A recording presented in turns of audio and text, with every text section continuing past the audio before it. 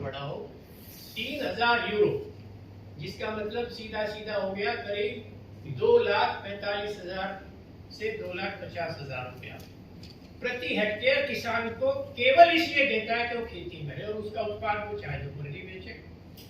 और फिर WTO की बात उठाई जाती है। सारे अर्थशास्त्री, मैं तो रहा हूँ उनकी कंपनी में, चाहे मेरे दोस्त मोटेंग रहे हो या और जितने भी है, तो उन्होंने जो सब्सिडी थी, जो ग्रीन बॉक्स में थी, ब्लू बॉक्स में थी, ऑरेंज बॉक्स में थी, उनको घटा के सबका ग्रीन में कर दिया काम और वो सीधे किसान को दे रहे। अमेरिका के प्रत्येक किसान को $67,000 प्रति फार्म, 45-50 लाख रुपए आज की तारीख में, तो 80 के करीब हो गया डॉलर। इतना पैसा एडहॉक फेडरल गवर्नमेंट देती है और ये बिल, जिसको फेडरल फार्म बिल कहते हैं, हर 5 साल में रिन्यू होता है। तो इतना मिल जाए, हमारे तो आप 6,000 दे रहे हैं प्रति किसान। तो ये जो समस्या है, ये सबसे बड़ी है कि किसान की बार्गेनिंग कैपेसिटी बिल्कुल नहीं रहती। उस सनों से जो भाव मिलता है वही उसको एक्सेप्ट करना पड़ता। अब MSP पर आइए। सन 66-67 में पहली बार शुरू हुआ। 4 फसलों के MSP डिक्लेयर हुए, गेहूं का, धान का, कपास का, गन्ने का। 1986 में जब VP सिंह फाइनेंस मिनिस्टर थे, ये लंबी कहानी है, मैं सिर्फ इतना बताता हूँ कि मैंने एक पेपर सबमिट किया, उसके ऊपर this MSP cover was extended to cover 22 commodities and this document was placed on the floor of the parliament on 13th November 1986। लिख लीजिए, पॉलिसी बनाई है। परंतु घोषित तो हुई 22 की और मिल रही है सिर्फ 2 या 3 की, 4 की। कपास का भी डिले करके ऑर्डर आता है CCI को, दूसरी चीजों का केवल धान और गेहूं का। और फिर आरोप लगाया जाता है कि धान और गेहूं ज्यादा पैदा कर दिए। आज के अखबार में पढ़ा है पीयूष गोयल का वक्तव्य कि चावल की बहुत मांग आ गई और किसानों ने 16% क्षेत्र कम कवर किया है। मेरा सबसे अपील है कि ज्यादा चावल बोएं। पिछले साल तक तो गाली दे रहे थे किसान को मांग दीजिए कि इसने ज्यादा बो दिया। मोहनटेक सिंह वहां बैठ के कहता था, मेरे तो साथ पढ़ा है, तो भाई water table is going down. तुझे पता है तेरे बाप ने खेती करी कभी? Water table is going down. तो तुम दाम दे दो हमें बाजरे का, तुम दाम दे दो ज्वार का, चने का दे दो, सरसों का दे दो। और एक इम्बैलेंस है, मैं सब चीजें इसलिए फ्लैग कर रहा हूँ कि आप इनको लिखिएगा। ये जो बात आप कह रहे हो ना, किसान और ये TV3, से कुछ नहीं होगा। अध्ययन करिए, इसका पहले एक सॉलिड बनाइए, मैं उसमें मदद करूंगा आपकी। पर मैं तो, मेरे पास तो ड्राइवर भी नहीं है, लिखना हो तो पड़ेगा, बता दूंगा। कभी सोचो कि मैं स्टेनो लेके लिखिए। तो इम्बैलेंस है। 70,000 करोड़ रुपए का ऑयल सीड्स पिछले से पिछले साल इंपोर्ट हुआ था, 70,000 करोड़। और कौन सा? Palm oil. आधी बीमारियों की जड़, चाहे वो हार्ट की हो, चाहे लीवर की हो, चाहे दूसरी हो, उस पाम ऑयल के कारण कि उसको हेल्थ रीजन से बंद कर देना चाहिए। India has got adequate resources to produce as much edible oil as we need. और एक इंटरेस्टिंग बात बताएं, यहाँ अमेरिका की स्टडी मैंने देखी, वहाँ के हमारे इंडियन है डॉक्टर शर्मा, डाइटिशियन, उन्होंने मेडिकल इंस्टीट्यूट में भाषण दिया था उससे 17 साल पहले। ऑलिव ऑयल, जिसको सबसे बढ़िया तेल मानते हैं दुनिया का, उसमें ओमेगा ग्रुप के जो 50 यूनिट्स हैं, हमारे सरसों के कच्चे घानी के तेल में वो 69 है। This is the best edible oil on the earth, कहीं नहीं मिलेगा। और उसको किसान को तो नहीं पता, उसको चैम्बर एनालाइज कराए, उसका प्रकाशन करे, सारी दुनिया में कई डिमांड बढ़ जाएगी उसकी। फ्रांस ने जो ऑलिव ऑयल और सबको जी हाँ। तो मेरा ये कहना है कि ये एक इम्बैलेंस है। दाल लगातार आ रही है, 13.6 मिलियन टन पर रुकी थी, फिर 15.4 पर रुकी, फिर 19 पर रुकी, 22 पर हुई, 26 पर हुई। वर्तमान सरकार ने कुछ दाल के दाम बढ़ाए, कहीं कहीं प्रोटेक्शन भी मिली, उसका नतीजा हुआ। पर आज भी 4 से 5 मिलियन टन बाहर से इम्पोर्ट होती है। बड़े बड़े अडानी और वो इंपोर्ट कर रहे हैं 32 रुपए, 28 रुपए, 35 रुपए, केन्या से, बर्मा से, कनाडा से, और यहाँ बेचते हैं उसको 90 रुपए। डॉक्टर मनमोहन सिंह मेरे टीचर है दिल्ली स्कूल ऑफ इकोनॉमिक्स में, एक बार बुलाया 12 में, मुझे बोले सोपाल बात करनी है, मैंने कहा बताया। But I am very worried about the agriculture production system and the prices in the market. तो मैंने कहा सर एग्रीकल्चर प्रोडक्शन सिस्टम तो ज़्यादा टाइम लेगा, आपने मुझे 20 मिनट का समय दिया है, प्राइस का बता दूँ। आप फार्मर को 43 रुपया प्रति क्विंटल अरहर की दाल का मिनिमम सपोर्ट प्राइस दे रहे, वो भी मिलता नहीं है सर, और बिक रही है वो 140 रुपए में। 2012 की बात कह रहा हूँ, मैंने बात किया। तो आप दोनों तरफ कर दीजिए, किसान से आप 1.5 गुना कर दीजिए, 2 गुना कर दीजिए, आप 85 रुपए उसकी मैक्सिमम फिक्स कर दीजिए, सब दुकान वाले लगा दें। पर करना कहाँ चाहती है सरकार? मेरा ये कहना है, एक निवेदन तो, कि हमारे इसका जो मैंडेट है, सबसे पहला ये है कि किसान की जो समस्याएं हैं उनको ठोस रूप में अध्ययन करके उसको आर्टिकुलेट करके पहले तो उन समस्याओं की एक सूची बनाइए। दूसरा, कितने चैम्बर बना दो, लिख लो आप। अभी हम तो 5-7 साल रहने वाले, 80 कम हो गए, इतने पैसा भी उड़े हुए, तो लग रहा है हमारा तो काम। तो जितने हैं तो एक ये करो आप अध्ययन इन तीनों चीज का, और फिर उसके लिए किसान को मोबिलाइज करें। एक आवश्यकता है। दूसरा कि आप पॉलिसी फॉर्मुलेशन, पॉलिसी एडवोकेसी, ये तो 2 रोल हो गया। उसकी प्रोड्यूस का एग्रीगेशन करके उसको कहीं एक मार्केट। दुर्भाग्य इस बात का है, ये मलिक साहब भी बैठे हैं, मेरी अक्सर बात होती रहती है कि जितनी मंडी समितियां हैं उसमें ज्यादातर किसानों के बेटे जाके लगते हैं, और कोई करोड़पति से कम नहीं रहता। वहाँ कौन सी खेती हो रही है भाई? जो सर छोटराम ने मंडियां बनाई थी, उनकी क्या दुर्गति है, उसमें कैसे चोरी होती है। आज भी निकला अखबार में कि भिवानी है कौन सी मंडी में वो चोरी हो रही थी, उसकी मंडी टैक्स की, वो पकड़ा गया कोई अधिकारी। तो जब हमारे बच्चे, अगर कोई किसी सेठ के पैदा हो रहा हो, किसी बड़े किसान के, बड़े वकील के, कोई बहुत बड़े नेहरू जी जैसे अमीर घर में पैदा, उसकी अगर सेंसिटिविटी किसान के प्रति नहीं हो तो मैं क्षमा कर सकता हूँ। पर जिन्होंने, हमने वो दुर्गति देख रखी है, जब हमारे बच्चे जाके हमारे लोगों को लूटते हैं, तो उनको तो अगर किसी को 10 साल की सजा है तो उसको तो उम्र कैद होनी चाहिए। इन चीजों को, उसमें क्या खामियां हैं मंडी कमेटी में? पैसा तो रहे सरकार में। मैंने, माफ कीजिए, किसी एक गरीब से आदमी को, अपने एक मित्र, नाम अभी नहीं बताऊंगा, उन्हें हरियाणा में एक लाइसेंस दिवा दिया कच्ची आड़त का। तो मुझे उन्होंने कहा कि आप साझा रख लो इसको। मैंने कहा मैं क्यों साझा रख लूँ? जो गरीब आदमी बेचारा ये रोज सब्जी बेचता था, इसे मिल जाएगा। बोले इसकी 50 लाख रुपए रिश्वत है, कहाँ से निकलेगी गारंटी? तो उस मंडी समिति की त्रुटियां कैसे दूर? अब इस केंद्र सरकार ने इतना ढोल पीटा कि साहब हमने सॉइल कार्ड बांट दिए। तो किसी आदमी के टीबी हो रही हो और उसे आप कार्ड बना के दे दो तो ठीक हो जाएगी क्या टीबी उसकी?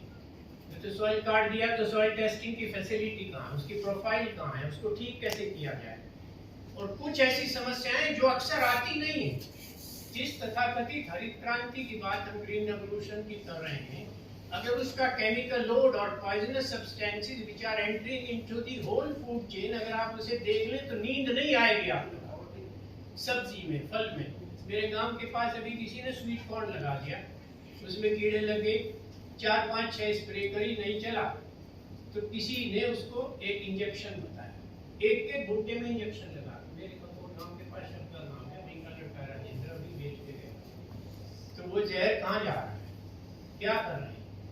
पर आपने उसे तो हटाने को कह दिया, ऑर्गेनिक कर लो, zero base budgeting, zero budget खेती कर लो। मोदी जी ने भी भाषण दे दिया, सबने दे दिया, ऑर्गेनिक फार्मिंग कर लो। उन्होंने कभी ऑर्गेनिक करके देखी है? ऑर्गेनिक मैटर सॉइल में कैसे होगा, किस तरह से रिप्लेनिश होगा, किस तरह से क्रॉप रेजिड्यूज और गोबर को मिक्स करेंगे, उसकी कंपोस्टिंग की पोटेंसी कैसे बढ़ेगी, आपके जो पेस्ट और इंसेक्ट, इनका जो अटैक आएगा उसको टैकल करने के लिए ऑर्गेनिज्म जो मिलते हैं उनको कैसे आप यूज करोगे? तो ये सारी समस्याएं करके उनका क्या हो, इसका एक डॉक्यूमेंटेशन देशवासी करना पड़ेगा। और ये जितना, मैंने हर्ष जी से भी मैं निवेदन करने वाला कि आप सब लोग, अब आपका इतना बड़ा अनुभव रहा, आपने अच्छा काम किया है, मैं आपको इतने दिन से जानता हूँ, जब आप छोटे अधिकारी थे तब भी, और सर्वोच्च स्तर पर चले गए तब तक मैंने आपकी भूमिका देखी है। और आपके पूर्ववर्ती मेरे साथ जिस किसान आयोग का नाम लिया, क्या नाम था उनका? हाँ, नंदा, योगेश नंदा जी मेरे साथ मेंबर भी थे, डॉक्टर आरपी सिंह उसमें थे। और ये स्वामीनाथन आयोग नाम नहीं है, नाम उसका राष्ट्रीय किसान आयोग है, और फिर वो चेयरमैन थे तो नाम से बात चल जाती है।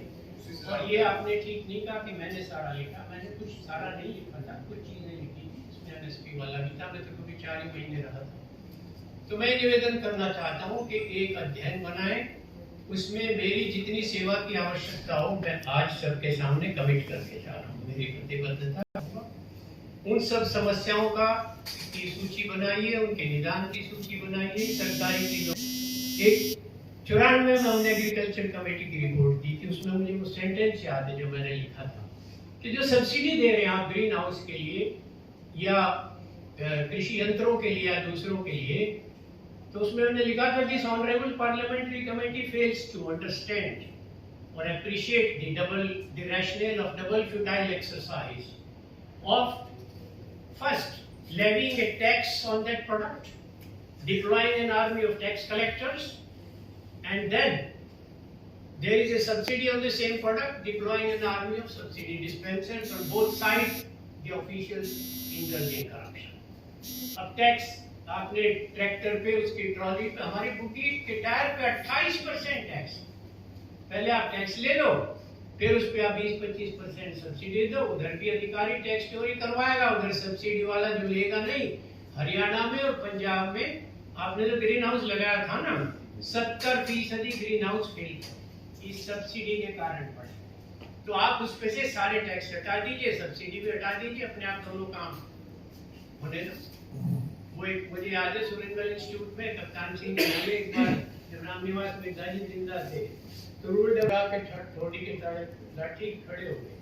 भाई मैं तड़के सुन ला रहा हूँ सारी बात। तो पहले तो इतने तो तुमने दवा बना दी, इतने अस्पताल, इतने सुई बना दी, मरण तो किसी देते ही नहीं। और पहले मरने से रोको तो फिर पैदा करने से रोको, आप कहा बोल दो काम। तो वो तो फिर उसने प्रेस्टिज विजडम कही थी। परंतु मेरा ये कहना है कि ये जो एक तरफ टैक्स लगाओ, टैक्स कलेक्टर्स की फौज लगाओ, वो व्यापारियों के साथ मिलकर चोरी कराएंगे, फिर आप सब्सिडी दो और झूठे साइन करके कागजों पे आधी सब्सिडी वो खा जाएंगे। या जितने देखो मेरे किट के पास एक 60 किले में लगा रखा है, किसी ने करोड़ों रुपए ले लिए और 1 किलो सब्जी आज तक नहीं हुई है। पड़ा 5 साल 6 साल का है, उसमें से आधी खा फूट अपना उधर चले जाएंगे। तो मेरा ये कहना है कि चैम्बर का पहले स्वरूप निखारो और ये जो घिसे पिटे वाक्य इनको इस्तेमाल करना पड़ता है। आप नाराज के 50 लाख रुपए सब्जी बेचने वाले की रिश्वत है, उसमें फ्री ट्रेड क्यों नहीं कर देते? WTO में तो करना चाहते हैं, वहां क्यों नहीं करना चाहते? जापान में धान को 78% सब्सिडी आज भी दी जाती है। और खाद्य सुरक्षा का मसला मित्रों केवल खाद्य सुरक्षा का मसला नहीं है, केवल न्यूट्रिशनल सिक्योरिटी का मसला नहीं है, it directly impinges on national security. उसका प्रमाण श्रीलंका दे रहा है आपको, और आज यूक्रेन की लड़ाई में दूसरे देशों में जो अभाव हुआ है, किसी भी कीमत के ऊपर हमें पूरा खाद्यान्न अपने देश में पैदा करना है, ये निर्णय होना चाहिए। फॉर्चुनेटली एक बात और कह दूं अंत में कि पूरे विश्व में खेती के लायक जितनी जमीन है पूरे ग्लोब की, उसका जो परसेंटेज है उससे 4 टाइम्स हमारे पास जमीन। चाइना का लो 109 मिलियन हेक्टेयर पे खेती करते हैं, हमसे बड़ा प्रदेश है, उसके बाद 1 इंच बची हुई नहीं है। हिंदुस्तान में 144 मिलियन हेक्टेयर के ऊपर खेती होती है और अभी भी 37 मिलियन हेक्टेयर ऐसे जिसके ऊपर की जा सकती है। और वहां कौन पहुंचे, क्या पैदा करें? ज्यादा करो तो भाव नहीं मिलता, कम मिलो तो बेचने के लिए नहीं। इन सारी समस्याओं का एक इम्बैलेंस और है कि आज भी 45% इरिगेशन अवेलेबल है, 45% है, तो 55 इज रेन बेस्ड। वहां प्रोडक्टिविटी पिछले 50-60 साल से 1.2 टन पर हेक्टेयर, सिंचित क्षेत्रों में कई जगह तो 11 टन पहुंच गई, पर औसत 4 टन है। तो वहां सिंचाई की क्या व्यवस्था हो?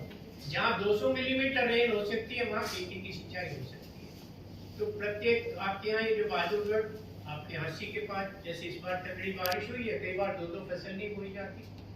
तो बहुत पहले हमने एग्रीकल्चर कमेटी में रिकमेंड किया था कि यहाँ आप एक्वाकल्चर प्रमोट करो, 1/3 या 1/4 जमीन को खोद के 12-15 फुट तालाब बनाइए, जो मिट्टी बचे उससे खेत ऊपर हो जाएगा, उसमें मछली और दूसरे एक्वाकल्चर का पालन करें, उसी का खाद उसमें मिल जाएगा। एक जगह 2 जगह कहीं, एक लास्ट में मैं ये कहूँगा, 1, 2, 4, 5 जितनी आपकी क्षमता हो, बियॉन्ड रिसोर्सेज काम नहीं करना चाहिए। आप कुछ 1-2 गांव को अडॉप्ट करिए, मैं उस मॉडल को गाइड करने का जिम्मा लेता हूँ।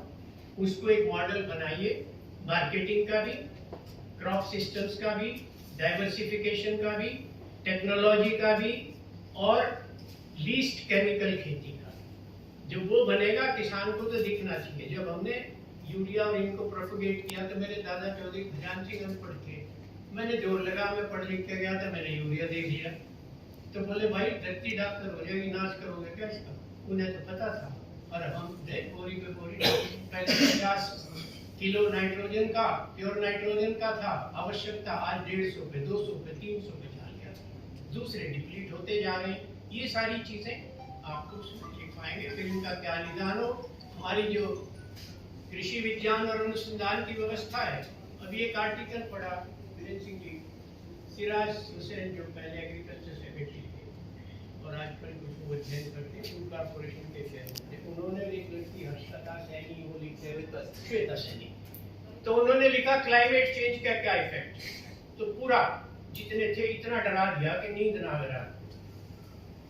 और सुझाव क्या दिया कि रिसर्च सिस्टम के ऊपर केवल 1% ऑफ एग्री जीडीपी खर्च होता है, उसे 3% कर दें, जिससे क्लाइमेट रेजिस्टेंट वैरायटीज, पूरे रिसर्च सिस्टम को देख लो। मैं तो मिनिस्टर रहा हूं, मैं जिम्मेदारी के साथ कह रहा हूं और आरोप लगा के कह रहा हूं। मैं चाहता था कि डॉक्टर परोदा है, पूरे रिसर्च सिस्टम ने पिछले 40 साल में कोई फ्रंटलाइन रिसर्च नहीं, कोई नई चीज ऐसी नहीं दी जिसको वो बता सके। ऑर्गेनिक का मैटर कम होता जा रहा है, 16 माइक्रोन्यूट्रिएंट्स है, उसमें से जिंक घट गया, फॉस्फेट घट गया, पोटाश घट गया, सल्फर घट गया, मैग्नीज घट गया। उसकी मैनिफेस्टेशन फूड में होती है, उसकी बॉडी में होती है, उसके कारण इम्यून सिस्टम खराब होती है। तो सब लिप चेन है। लास्ट में एक बात और कि ये तो सिर्फ स्टोरेबल आइटम्स की कहानी है। जो फ्रेश प्रोड्यूस है, which is known as the perishable commodities, जिसमें दूध है, मछली है, अंडा है, फल है, सब्जी है, उनका क्या हो। केरल ने शुरू किया ना, आप उनकी कॉस्टिंग करिए, कॉस्टिंग करिए उनकी, और मंडी में ये ऑर्डर क्षेत्र में लगाई थी बैंगन, हरी मिर्च, इनकी प्याज, इनकी 8 से लेके 10 रुपया किसान को लागत आती है। तो अगर वो 30% भी उसको ग्रॉस प्रॉफिट नहीं मिलेगा तो क्या करेगा? तो आप इतना तो कर सकते हैं, वो मंडी में जाएगा तो भाई प्याज का भाव जो है वो 8 रुपए से कम पे नहीं खुलेगा, इसे लेना बंद थोड़े कर देगा कोई। तो उन सब की एक सूची हो। हमारे जो जितने कृषि विश्वविद्यालय हैं, जितने अर्थशास्त्र के विभाग है, किसी ने इसके ऊपर जोर नहीं किया। और लास्ट एक और बात, which is a very very serious matter of economic study, कि टर्म्स ऑफ ट्रेड की कोई स्टडी इंडिया में अवेलेबल नहीं। आजादी से लेकर अब तक खेती के दाम का कर्व अगर यूं गया है तो खेती में काम आने वाली चीज और किसान के कंजम्पशन की आइटम्स का कर्व यूं गया है।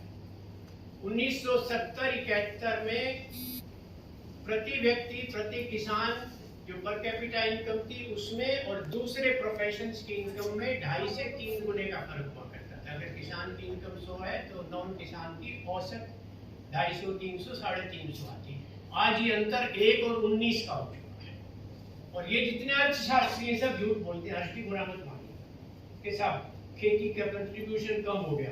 कम इसलिए हो गया कि आपने उसकी प्राइसिंग अंडर कर दी। आज 17% या 16% कह रहे हैं, आप उसकी प्राइस को, पैरिटी को रेस्टोर कर दीजिए। आज भी खेती का योगदान 30% से कम नहीं है भारत के अर्थव्यवस्था। और जहां तक पोटेंशियल का सवाल है, इतनी वैरायटीज अनाज की, इतनी वैरायटी सब्जी की, इतनी वैरायटी इनकी फलों की, इतनी ब्रीड्स हमारे भैंसों की, इतनी ब्रीड्स गाय की, इतनी आपके भेड़ और बकरी की पूरे विश्व के किसी देश में नहीं है। अब वो राम कहानी लंबी है। अगर आप धान की वैरायटी ले तो IRI की स्टडी कहती है 1,20,000 किस्में धान की, जिसमें से 30,000 की तो खेती होती थी, 10,000 वैरायटी तो खत्म हो गई। आप उनको दोबारा से उगाइए। मेडिसिनल एरोमेटिक प्लांट्स जितने वर्ल्ड में मिलते हैं उनका 35% ही अकेले हिंदुस्तान में मिलता है। अगर उसके ऊपर वैल्यू एडिशन की बात करें वीरेंद्र सिंह जी, तो उसका उपयोग करने की बात है। एक बात और, किसान को जो आपने एग्रो फॉरेस्ट्री का काम दिया, मैं आज तक ये बात नहीं समझ पाया कि फॉरेस्ट लॉ को आप इस खेती के ऊपर कैसे लागू करें। अगर मेरे खेत के ऊपर शीशम का पेड़ है तो इतनी दूर की फसल मेरी 25-30 साल तो मारेगा ना, वो उसकी कॉस्ट तो मैं बेयर कर रहा हूँ। और अगर काटना है तो मुझे फॉरेस्टर को या तो रिश्वत देनी पड़ेगी या उसके पैर पकड़ने पड़ेंगे। What is the logic of applying forest law to the agriculture? आप यमुनानगर में देखिए, इंडस्ट्री ठप हो गई, वो सारी यूपी में शिफ्ट होती जा रही है। सब खेत उनके ऊपर पाबंदी लगा रखी है आपने, कहीं कहीं चंदन की खेती को भी प्रमोट करना शुरू कर दिया। तो एग्रो फॉरेस्ट्री कहाँ से ग्रो करेगी? कोई सवाल ही नहीं उठाता इन चीजों का। तो ये सब चीजें आप नोट कर लें, इससे बाकी तो बहुत लंबा हो जाएगा विषय। मैं माफी चाहता हूँ, समय आपका मैंने ज्यादा ले लिया। इसको आप पहले ये रिचुअल छोड़ दीजिए। मैंने आपको मना किया था कि ये खाली दिया जला दो, ये तो चाह ही रहे हैं, ये दिए जल दे।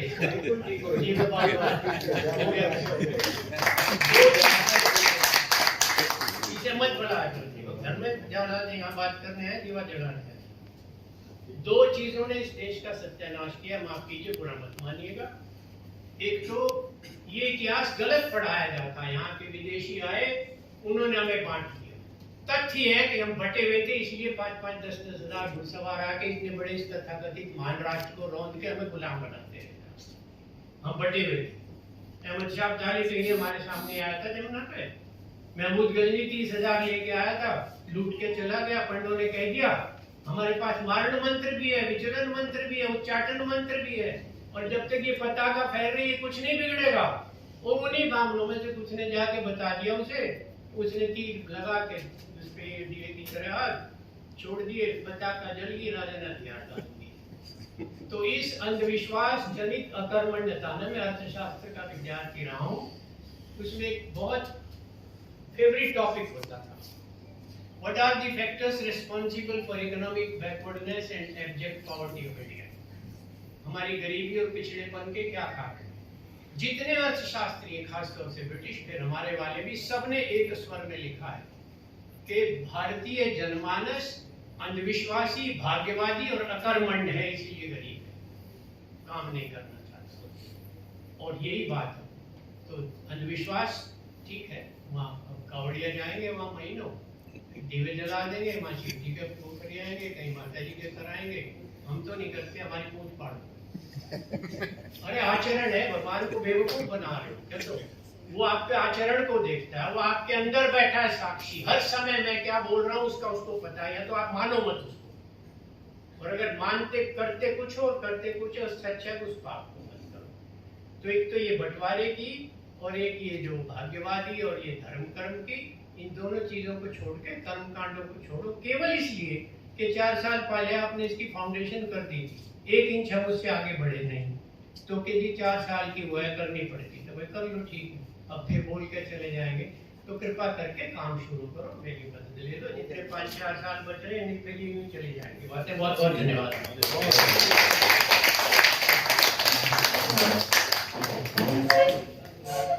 धन्यवाद सर, आपके